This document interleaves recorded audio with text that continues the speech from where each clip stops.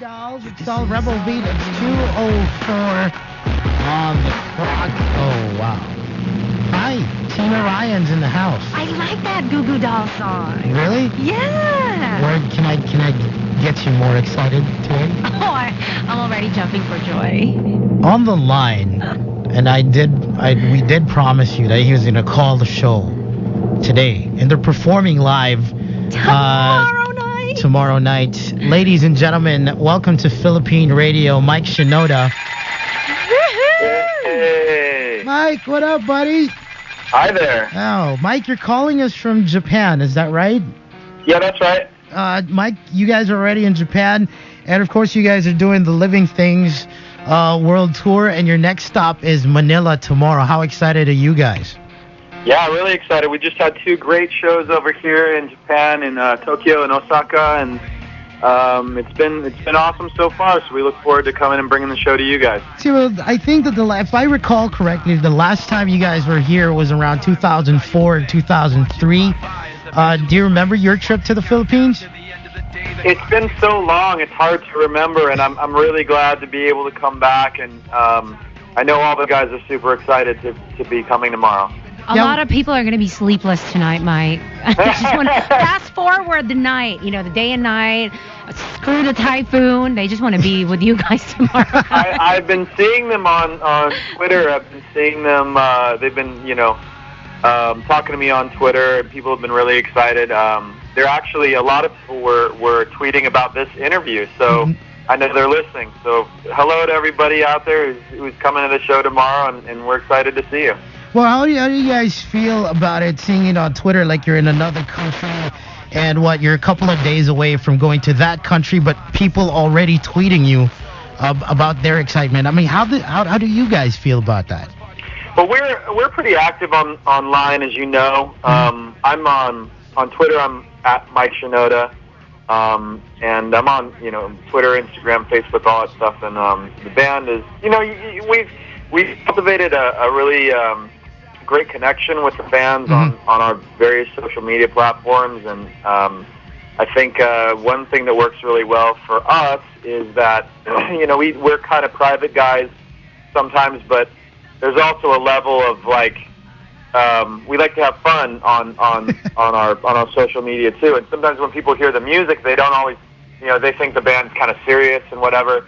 But when we're not in the studio, we're not making music. We actually are pretty mellow, and we screw around a lot, and so we're able to kind of capture some of that stuff on those various places. Now, you say that you like to have a lot of fun with your fans over social media. What's the best thing that you can remember that you've done with fans? Did you ever pull a prank on any of a fan? Through social media? I'll tell you a really simple. Two things. Just yesterday, see, we had a performance here in Japan where we debuted a brand new song that we wrote with Steve Aoki, and we went on his stage, and Chester and I sang it with him, and we haven't put the song out. There's no, we haven't released any details. We just played it on stage, and so everybody's asking, when are we going to get the album version of the song, the studio quality version of the song? And just yesterday I told them, okay, you guys have been so patient. I'm ready to give you a big surprise, and I sent them a link, and I do this over and over again, and they know. A lot of them know it's coming, but I never send them to the link of the actual thing I'm telling them. So I always send them to I rickrolled and send them to just yesterday the best one was the one yesterday. I didn't even know this exists. Have you ever seen the YouTube video Creed Shreds? Yes, I have. So there's a really funny Linkin Park one called Linkin Park Shreds Jurassic Park. And it's 30 seconds long, and it only had 3,000 views. So I posted that one. I just sent them the link. So you've been so patient. Here it is. I sent them the link, and they thought it was the new song, and they got Linkin Park Shreds. Well, what? It's really nice to know that you got that kind of relationship with your fans. It's a social media, and I'm sure that all your fans appreciate that. Now, I hear that tomorrow you guys are playing in Manila, and it features one of the most technologically advanced shows in terms of sound system historically in the Philippines. a lot of the Pinoys are pretty excited about that. What can they expect from your show tomorrow? Well, for us, I know that across the board, our team knows that our priorities are on pushing the envelope. Our priorities are keeping the creative vision of what we do in the studio and with the art of the album intact. Mm-hmm.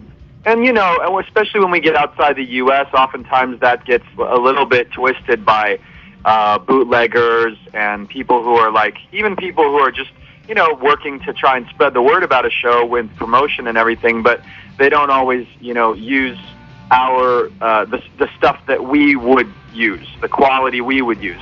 So it's nice when you come to our show and you're seeing a headline show, you're seeing what the band is bringing to you. What's on the screen is our material. What's being played is our material through the equipment that we select, and it's just a bit of a different experience. But I would say also just kind of going back a minute to it's kind of relates to your last question about things online that we've done with the fans. Mm-hmm.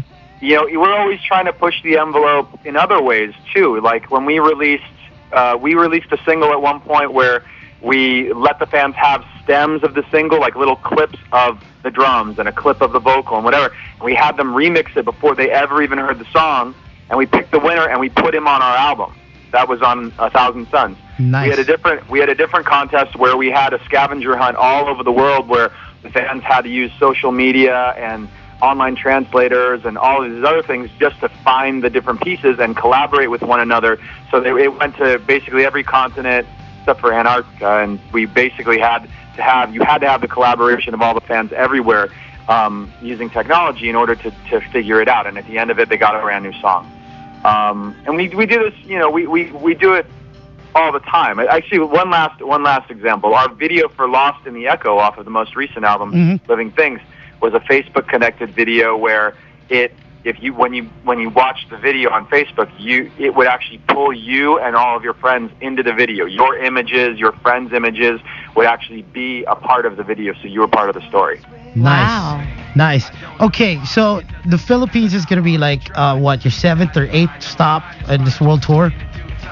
Actually, it's only the 4th. It's only the 4th stop, and how many more stops will you have? Oh, 4th on this leg, but it's like we've been touring since the release of the record, so that's over a year ago. Nice. Oh. Okay, so why don't you tell your Philippine fans that have never gone to see you yet, how crazy can it get in the Linkin Park concert? Well, it's just we're just trying to give people a good time, man. We're just trying to give them the experience that they'll remember, an experience that's fun, and play all the songs from that people want to hear from all of the records from Hybrid Theory till now. Nice. So there's old stuff, there's new stuff. I know that sometimes as you get later on when you get a bunch of albums under your belt and you've got a bunch of music to pick from, often there's some artists that tend to lean heavily on just the new stuff and not play any of the hits of the classic ones the fans want to hear. And we find, I think for us, we find a way to kind of balance it out and give a good cross section of both. Oh, that's something to really look forward to for the Filipino fans that are tuned in. Yo, Mike, the girls are just dying to know. I'm representing for the Filipino women. Boxers or brief? Do you know that underwear and socks are on our tour rider, meaning we get it after every single show? Are you serious? Yeah, we really do. We started that when we were a little baby band because we always play so hard, and we it's like playing sports. Like you get all sweaty and whatever. Yes. And so after the show, it's nice to have like a fresh shirt and underwear and socks. Okay, what size are you, dear? I'm buying it. I'll be your personal underwear shopper. Mike, thank you very much for joining us today. Why don't you invite your Philippine fans to go check out the concert that's happening tomorrow? Fantastic. Yeah, we're super excited to be there tomorrow. And it's gonna be here in no time. So we'll see you tomorrow night for a great show. Can't wait to be there. Yay! Mike Shinoda, ladies and gentlemen, thank you so much calling in from Japan. And we'll see you tomorrow, buddy, okay? All right, see ya. All right, it's 2:14 on the clock. There you go. If it hasn't hit you yet, that they're coming. Mas malakas to sa labuyo. Wild. We just talked to Mike Shinoda. Concert happens tomorrow. If you don't have tickets yet, please do get your tickets. Damn. I have a bunch to give away. Tech Rider, huh? What's on? I want to see what's on there. They play hard. Yeah. If boxers and socks are part of your tech rider, that only means that your band really plays. Moa's gonna rock tomorrow night. Oh, well, we'll see you guys there. It's 2:15. How about we hook you up with some old school Linkin Park? Because they said they'll also hook up old songs tomorrow. Here's Points of Authority. Somebody else takes you out of the frame and puts your